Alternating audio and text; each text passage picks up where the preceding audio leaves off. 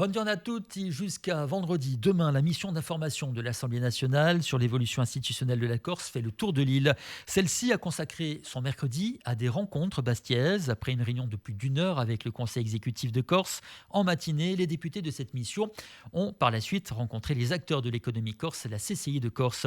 Objectif de cette venue, mieux comprendre les attentes des élus corses, mais également de la société insulaire, afin de pouvoir faire en ressortir une vision équilibrée entre les desiderata de la Corse et ce que peut offrir la représentation nationale. Surtout, la volonté de cette mission est de montrer que l'Assemblée nationale répond présent pour faire sa part du travail dans un but bien précis, respecter le calendrier annoncé par le Premier ministre François Bayrou. Les explications de Florent Boudier, député de Ensemble pour la République de Gironde et président de cette mission. Oui, bien sûr, fructueux, constructif. Je voudrais quand même rappeler pourquoi j'ai souhaité qu'il y ait une mission d'information parlementaire. Premièrement, je voulais impérativement que l'on remette la question de l'avenir institutionnel de la Corse dans l'agenda politique de l'Assemblée nationale. La dissolution, la censure ont évidemment posé un certain nombre de difficultés politiques que tout le monde connaît. Je souhaitais que la question de l'avenir institutionnel soit remise à l'agenda. Et donc ça me paraît très important. Dans un cadre pluraliste, toutes les sensibilités sont représentées, ça va de soi, plus nos députés corses. Et donc pour répondre à votre question, ce matin, la discussion avec le président Simeoni, avec les conseillers exécutifs, était d'une certaine façon, et pour aller très vite, regarder les compétences exercées aujourd'hui à droit constant, à droit commun, et en quoi aller vers plus d'autonomie serait une réponse, mais pas simplement au désir symbolique d'autonomie, mais aussi, qui est important, le désir symbolique, mais aussi et surtout pour le quotidien, des Corses, des compétences exercées dans un certain nombre de domaines. De ce point de vue, le nouveau ministre en charge du dossier Corse, si j'ose dire, le ministre Rebsamen, a confirmé devant la mission d'information de la semaine dernière que le texte qui sera proposé le moment venu, et je l'espère le plus vite possible, au Parlement, Assemblée nationale, Sénat. Ce sera le projet d'écriture constitutionnelle qui a été validé par l'Assemblée de Corse et qui a été voté le 24 mars 2024. C'est bien sûr notre base de travail. On sait que la question corse a été souvent une question de symbole, mais là, aujourd'hui, vous êtes clairement en quête d'efficacité s'il y a une réforme, c'est ça ? Mais je crois que c'est ce que souhaitent les Corses. Donc chacun veut de l'efficacité des politiques publiques. Donc il y a les questions symboliques, les questions d'identité, il y a les questions de spécificité. Elles sont culturelles, elles sont historiques, elles sont linguistiques. Bon. Et puis bien sûr aussi, et ça va ensemble, la question de l'efficacité des politiques publiques. Et j'ai compris que le président Simeoni était également dans cet état d'esprit. Aujourd'hui, compte tenu de l'instabilité politique au niveau national, de ce sujet sensible, est-ce que le calendrier peut être tenu, c'est-à-dire une révision de la Constitution avant la fin de 2025 ? En tout cas, moi, je veux répondre de la façon suivante à votre question. C'est que rien ne doit justifier que l'on perde du temps sur un certain nombre de sujets sensibles, que ce soit là, l'avenir institutionnel de la Corse, comme cette semaine, la question du budget de la République française. Rien. Et donc nous devons continuer de travailler. C'est la raison pour laquelle j'ai souhaité que cette mission d'information soit créée, alors même nous savons tous que la mission d'information du Sénat a manifestement quelques difficultés à conclure, ou à conclure de façon à ce stade cohérente. Bon. Donc rien ne doit justifier que sur un certain nombre de sujets majeurs, et la Corse en fait partie, la situation politique nationale vienne freiner la nécessité de prolonger un mouvement, le processus de Beauvau, qui a déjà atteint au moins ce degré de maturité qu'a été l'adoption par l'Assemblée de Corse du projet d'écriture constitutionnelle.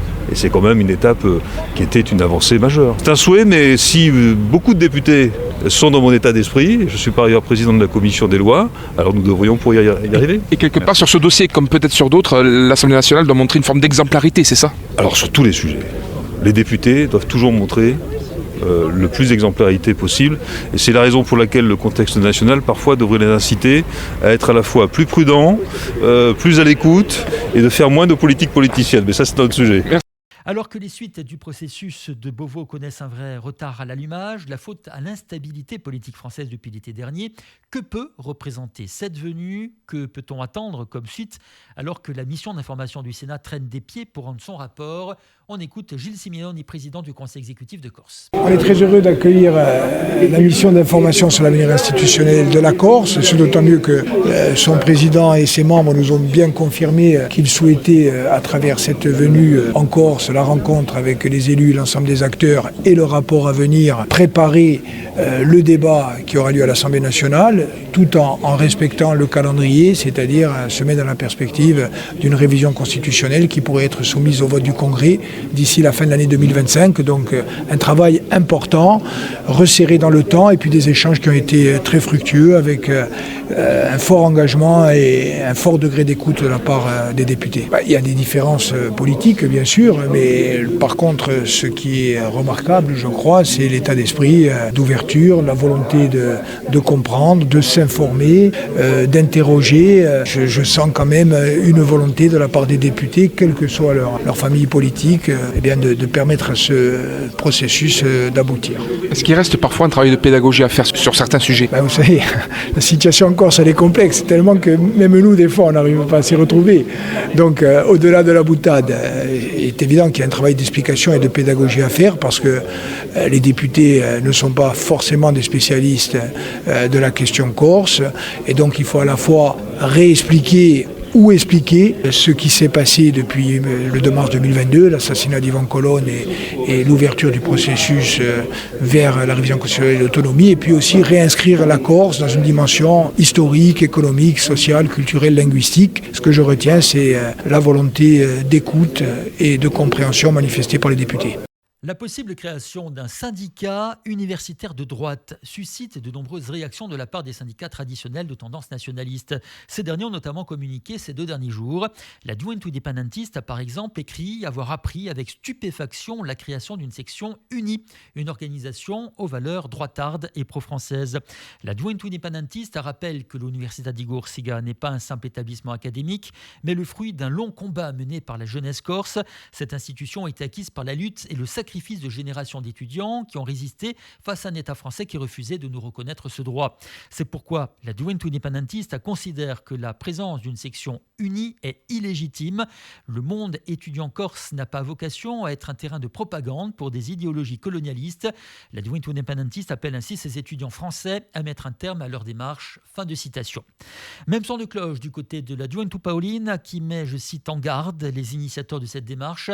Jamais un mouvement tel que le vôtre ne prendra racine au sein de l'Università di Corsica, pas tant que nous sommes prêts à nous interposer, écrit l'AGI. Nicola Battini, président de Palatino et porte-parole de Mossa Palatini, a quant à lui réagi à ces prises de position. L'Uni de Corse vient d'essuyer des menaces publiques particulièrement graves suite à sa volonté de s'impliquer dans la vie syndicale de l'Università di Corsica, écrit-il. Corti doit être un lieu de liberté et de débat. Ce principe vaut pour tout le monde, y compris pour les jeunes Corses de droite, y compris pour l'Uni, considère Nicola Battini, qui dénonce, je cite de nouveau, des comportements soviétiques et les prétentions au parti unique. Le silence total de ceux qui nous abreuvent toute l'année de bons sentiments, de culture du citoyen, de démocratie, de société apaisée, vaut pour complicité et continue de doter tout crédit à leur discours, écrit pour conclure Nicola Battini. Le Centre d'information sur le droit des femmes de la famille de Corse du Sud propose ce 7 février une pièce de théâtre intitulée « Les mots bleus ». La représentation aura lieu demain, vendredi à 20h30 à l'Espace Diamant à Ajaccio. Cette pièce présente plusieurs scénettes qui font référence à différents types de violences. Elles interpellent et questionnent le spectateur confronté à la représentation de situations concrètes. Des exemples tirés du quotidien, du sexisme ordinaire et des violences aux stéréotypes en passant par l'éducation et le rapport enfant-parent. Car, comme le dit le CIDFF, la violence n'est pas une question de genre, mais bien de pouvoir. Faire rêver, faire réfléchir, faire parler, tel est le leitmotiv de la compagnie de l'Éclair, composée de 2 humoristes de formation, Christelle Canal et Milouchka, à l'origine de l'écriture de la pièce. Le point sur cette dernière et les attendus d'une telle représentation avec Léa Salvini, directrice du CIDFF. Cette pièce de théâtre, c'est Les mots bleus, qui est une pièce sur les violences faites aux femmes, les violences faites aux enfants, les violences, je dirais, en général, et qui a pour but de sensibiliser le public et de, justement, alerter le public sur l'impact des violences. Alors, l'idée, c'est de montrer que cette violence, elle peut être tout azimut. Vous parliez des violences contre les femmes, mais l'idée de cette pièce aussi, c'est de montrer qu'elle n'a pas de sexe, cette violence. Absolument, cette violence n'a pas de genre. Justement, le sous-titre de la pièce, c'est « La violence n'est pas une question de genre, mais une question de pouvoir. Ce qui plus précisément signifie que la violence, malheureusement, est partout dans notre société et que c'est justement contre ce climat de violence qu'il faut lutter à travers des actions éducatives, à travers des actions de sensibilisation, comme peut l'être la représentation de cette pièce. Vous parliez de cette violence intrafamiliale, cette violence envers les enfants qui sont souvent les victimes collatérales, même si elles ne sont pas les victimes directes. Mais cette violence directe aussi sur les enfants, elle existe et on a l'impression qu'aujourd'hui en Corse, on a du mal à la percevoir. Est-ce que cette pièce peut aider à ça ? Absolument. En tout cas, cette pièce, elle parle beaucoup d'éducation. Elle parle beaucoup aussi de relations parents-enfants et elle parle aussi de situations qui échappent, de glissements et qui montrent comment, malheureusement, très facilement, on risque de tomber dans la violence. Justement, comment on glisse dans la violence avec des mots, avec des cris, pas forcément avec des coups ? On peut effectivement glisser dans la violence, malheureusement, avec des coups, mais les violences deviennent de plus en plus subtiles. On peut parler de cyberviolence, on peut parler de harcèlement, de violence psychologique, de violence économique, de violence administrative, qui sont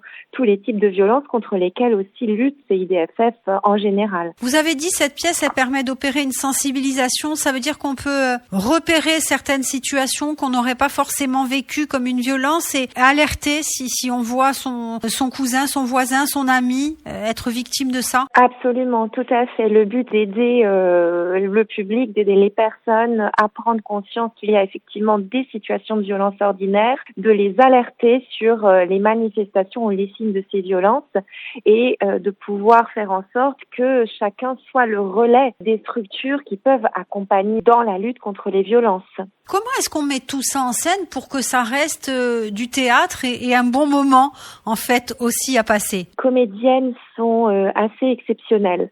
Ce sont de jeunes femmes qui sont humoristes de formation. Elles ont écrit cette pièce à partir de témoignages, à partir d'entretiens, à partir également de collaborations avec des associations qui œuvrent sur le territoire, dans les Bouches-du-Rhône. Et elles ont su, même si cette pièce, chamboule, même si cette pièce utilise des mots crus, même si d'une certaine manière on a le reflet en fait de la société ou de certains travers de la société dans cette pièce, elles ont réussi à maintenir quand même des traits d'humour. Donc il y a des scénettes qui peuvent être extrêmement marrantes, mais qui dénoncent toujours des violences.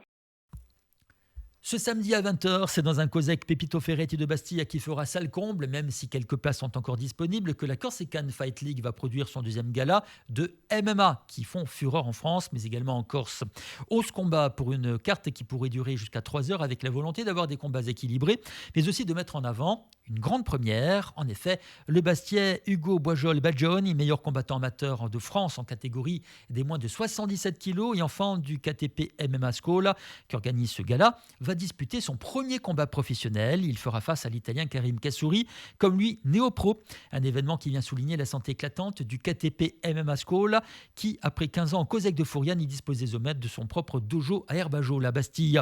On écoute Fred Boisjol, qui dirige le KTP MMA School. Il a permis d'ouvrir les portes et en fait on est super fiers parce que depuis 20 ans on développe le MMA maintenant, ça fait depuis 2005. Donc ça fait 20 ans cette année et du coup on a développé. Contre vent et marée on s'est battu. Ça n'a pas été facile pour la reconnaissance de cette discipline. Et aujourd'hui on assiste à un gala, le CFL, qui va regrouper tous les combattants, des combattants insulaires, parce que je tiens à mettre à l'honneur les combattants insulaires, parce qu'il faut que ce soit une compétition de Corse pour les Corses. Voilà. Le but c'est de mettre en valeur nos combattants pour qu'ils puissent être connus et qu'ils puissent combattre devant leurs familles et leurs amis. Ça, c'est vraiment un projet qui me tenait à cœur. Aujourd'hui, on y est, CFL numéro 2. Merci d'être avec nous.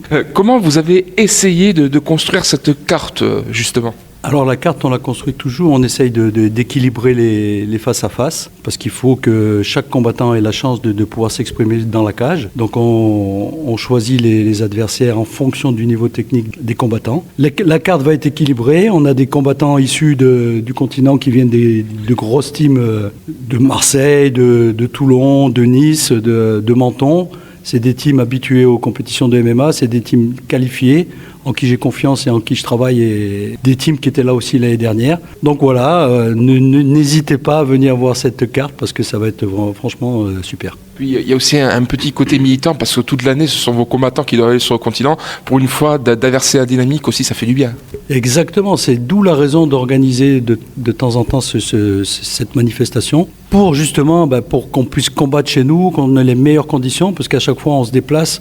Donc c'est pas surtout pour les amateurs c'est compliqué parce que les amateurs la pesée c'est le matin, il faut se loger quelque part, il faut voyager, il faut donc être au poids le matin pour combattre la journée. Aujourd'hui, on est chez nous, ça veut dire qu'on peut dormir le matin, on va se peser et après on sera en forme le soir. C'est rien, c'est un détail, mais pour un sportif, c'est très important. Et puis, il y aura un combat très particulier en main event, ce sera le clou du spectacle. Votre fils, Hugo Boisjol, qui va faire son premier combat pro, c'est une véritable étape à franchir là. Une véritable étape à franchir pour Hugo, parce qu'Hugo, il faut savoir qu'Hugo, il s'entraîne depuis l'âge de 5 ans et demi. Il a boxé, il a fait une grosse carrière amateur. Il a terminé numéro 1 français et en amateur et top 5 européen. Il rêve depuis tout petit d'être boxeur professionnel. Aujourd'hui, il a choisi une voie difficile parce qu'être combattant professionnel en MMA, c'est pas un métier facile. Il a choisi d'en faire son métier. Nous, avec toute l'équipe du KTP, on va l'aider et on espère qu'on trouvera des partenaires aussi pour l'aider. Mais il va mettre le MMA encore une fois en lumière. On lui souhaite vraiment tout le meilleur.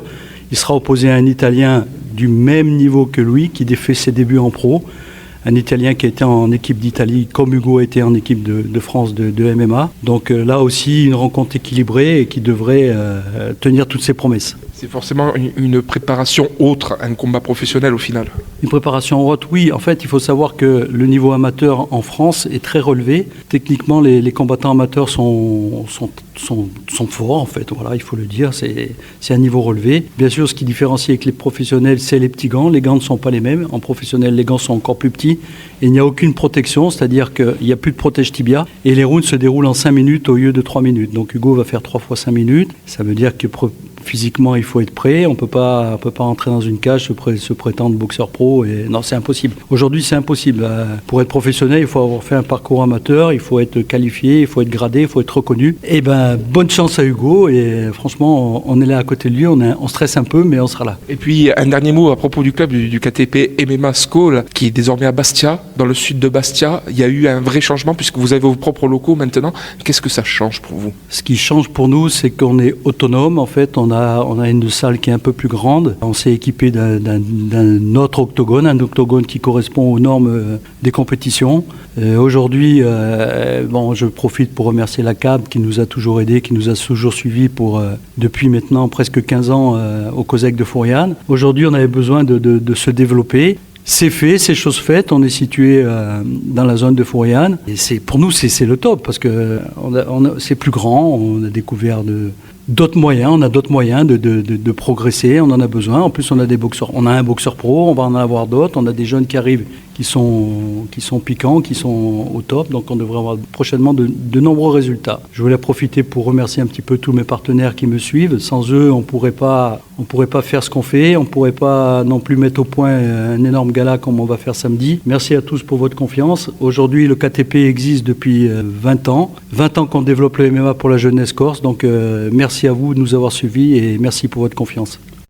Nous sommes le jeudi 6 février 2025, jour de la Saint-Gaston. Le temps sera changeant aujourd'hui avec du soleil, mais également quelques passages nuageux plus ou moins denses. Cet après-midi, ces nuages seront plus nombreux sur la façade occidentale. Dans l'après-midi, toujours. Toutefois et globalement, le soleil sera présent aujourd'hui. Il n'y aura pas de pluie. Le vent demeure faible et les températures stationnaires, toujours au-dessus des valeurs de saison. 15 degrés, ce sera le maximum du côté de Bastille, Aiac, ou 14 à Portivec, ou Bonivaz, ou 13 à Cal, Vélize, ou la 12 à Courtivic, ou Sarthe, 11 à Pietral, Bazzi, Cau, 10 à Prunello di Fiumor, Bucciarioni et Rugliano.